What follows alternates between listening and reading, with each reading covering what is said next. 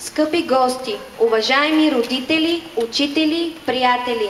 Добре дошли на нашия празник, посветен на патрона ни Любен Каравелов.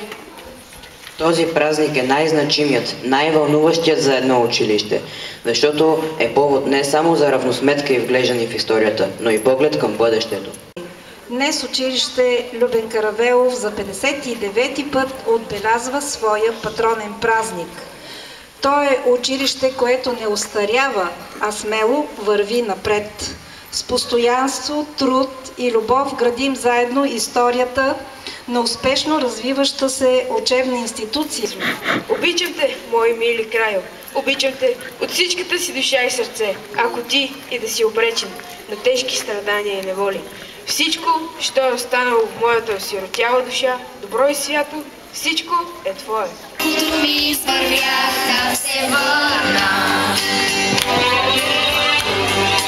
Колко песни аз изпях, колко мъка изживях, да се върна.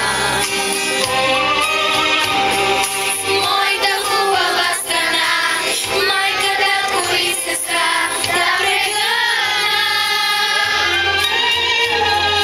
Там под другото небе чака моето дете, да се върна. Моя страна, моя България, моя любов, моя България, моя дъга, моя България. Братя мои, мислете, четете и чуждото изучете, от свойто не гносете. Който майка заборави, Бог ще го задави, чужди любе не прибират и вкъщи не пущат.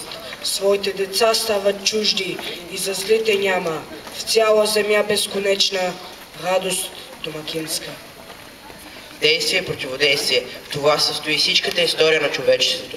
Напред се хвърлят хората за това, за да се върнат в утре или в други ден, а измъкват се назад за това, за да се съберат със силите си и да прескочат големи пространства напред. Който веднъж те погледне, той вечно жалее, че не може по твоите сенки да изтлее. Ако муто стане нужда, веч да те остави, той не може дойде жив да те заборави.